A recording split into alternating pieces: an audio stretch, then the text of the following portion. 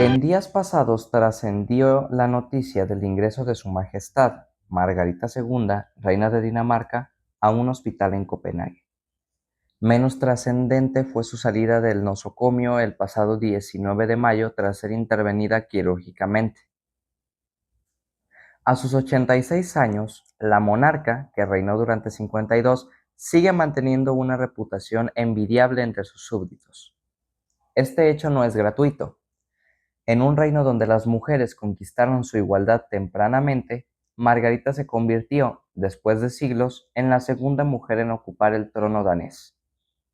Es cierto que el Parlamento, codo a codo con su progenitor, el rey Federico IX, debieron modificar la Constitución, lo referente a la ley sálica, para que ello ocurriera.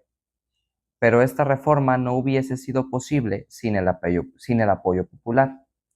Apoyo que se reflejó en el referéndum de 1953. Así, al morir su padre, con toda legitimidad, Margarita lo sucedió en el trono.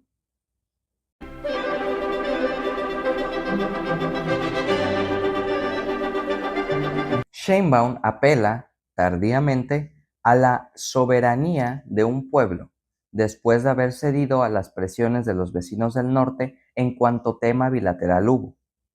Dobleteó los aranceles a los productos provenientes de China. Renunció a ejercer soberanía extraditando capos. Subordinó las estrategias de seguridad a las agencias de Estados Unidos. Pero esto no ha sido el peor de sus problemas.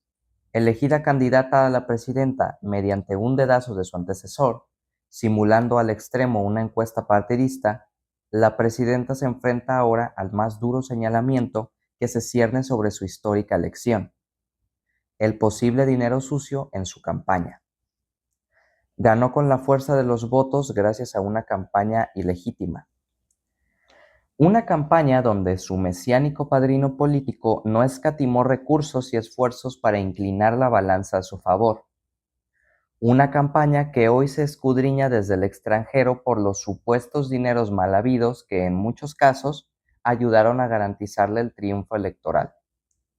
Legalidad no es legitimidad. Puede existir la primera sin la segunda. Es el claro ejemplo de elecciones pasadas. Desde el carro completo y los muertos también votan, pasando por el haiga sido como haiga sido y hasta los romances de telenovela. Las elecciones en México pasan por este cuestionamiento. Fue así como Sheinbaum se convirtió en la primera presidenta de México.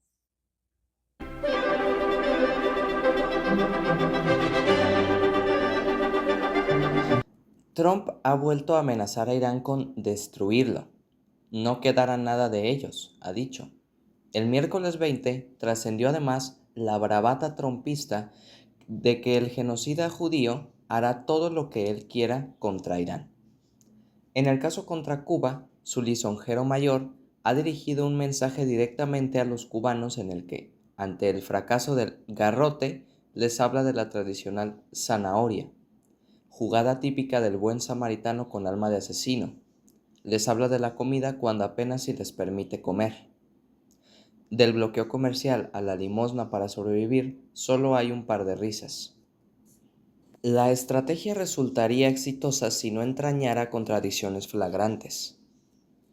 Impide a los benefactores del régimen cubano, Venezuela, México, que le vendan petróleo a precios módicos o subvencionados y les atiza la culpa a los padrotes locales del presupuesto público y del fracaso económico, como si los gringos no tuvieran nada que ver con él. Divide y vencerás. Trump busca un levantamiento, una rebelión desde adentro. La sospechosa coordinación entre la Fiscalía de Florida y el Departamento de Estado para acusar a Raúl Castro confirman la tesis. La nueva Cuba podría entrar en un retroceso histórico que los lleve a la era de Batista.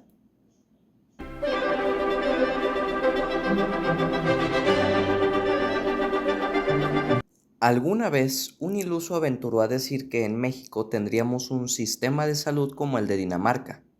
Con esta ilusión justificó el desmembramiento del sistema de salud mexicano, desmembramiento que, por cierto, se dio a un sistema ya colapsado. Si hemos de morirnos de algo, que sea por falta de medicamentos y como buenos patriotas en el seguro social, parecía rezar la clave de la reforma. La presidenta ha sorteado esta continuidad, tal y como ha sorteado las amenazas intervencionistas del impetuoso vecino del norte. Hay poca diferencia con los daneses, quienes también fueron advertidos por el mismo reyesuelo inmundo que Groenlandia sería gringa, por las buenas o por las malas, amén de ofrecer comprarla. Pero Groenlandia, una isla autónoma que se adhiere en cuestiones de política exterior y seguridad a Dinamarca, no está en venta. Y guste o no a Trump, está bajo soberanía danesa. A diferencia de México, decía yo, Trump aspira a ocuparla, no a matar a algunos de sus nacionales, sean delincuentes o presuntos delincuentes. Así, Dinamarca y México enfrentan una amenaza de naturaleza distinta. En el primer caso, el gringo busca quedarse con ella, en el segundo, busca reventarla. Signo inequívoco de su animadversión por los mexicanos. México le gusta para bombardearlo, mientras Groenlandia, parte integral del reino de Dinamarca, le gusta para explotarla y, en su caso, utilizarla para proteger militarmente a su país.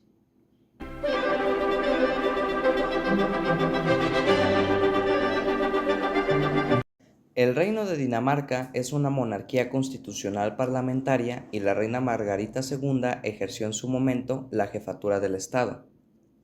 Limitada políticamente por la misma constitución, el rey o la reina en turno mantiene una neutralidad política pero representa al Estado en determinados asuntos de política exterior. Tiene un rango militar. Es parte del poder ejecutivo aunque no ejerce poder político ni toma decisiones ejecutivas. No obstante esto, el primer ministro y su gabinete gobiernan en su nombre. Incluso el primer ministro es nombrado, previas elecciones, por la corona. Además, preside el Consejo del Estado y promulga las leyes aprobadas por el Parlamento. Y lo más importante, la corona representa la integridad territorial del reino, lo unifica, cohesiona su identidad nacional, reivindica sus tradiciones, personifica su historia en común. Cuando el reino se ve amenazado, la figura del monarca se vuelve trascendental para conservar no solo su dignidad, sino su identidad. En el sistema presidencial mexicano, esto es tarea de la presidenta, una presidenta que actualmente trata de ponderar estos valores en vista de la amenaza exterior por parte del gringo. Su elección mediante el voto universal y directo la hacen representante y líder político del Estado mexicano. Sus facultades ejecutivas dejarían pasmado a cualquier rey o reina de los últimos tiempos. Y si bien la Constitución republicana prevé un equilibrio de poderes, en los hechos la presidenta de México ostenta desde inicios de su mandato un poder omnímodo que envidiarían no solo las reinas absolutistas de la antigüedad, sino también algunos dictadores. Ni el legislativo, en el que tiene mayoría su partido, ni el judicial, donde ya eligieron a algunos jueces a modo, representan hoy día un auténtico contrapeso. Hay una reina sin corona que formalmente gobierna México.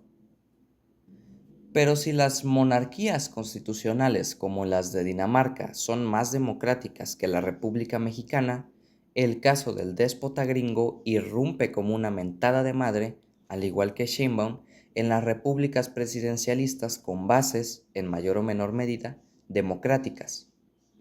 Ningún monarca de la antigüedad tuvo el poder que el presidente gringo tiene hoy. Ninguno desvarió tanto ni aspiró a patear el mundo como él lo hace. Son presidentes que lo mismo se meten en la designación de los fiscales que en los jueces. Son presidentes que sin ninguna experiencia diplomática dirigen la política exterior con la ayuda del Senado, en el caso de México.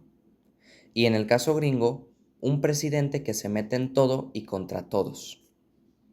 Las divergencias no podrían ser más recalcables. En Dinamarca se procura un apego a la ley, existe cultura de la legalidad, se respeta el poder de cada cual. En México, las leyes se promulgan para no cumplirse. Solo son un mero referente, leyes de primer mundo para un país con ciudadanos de cuarta. Estados Unidos no dicta ejemplos mejores. Del gendarme abusivo al samaritano intolerante solo hay un cargo, un título, una personalidad. Todos confluyen en el círculo. La reina de poder limitado, la presidenta del poder omnímodo y el presidente del poder imperial.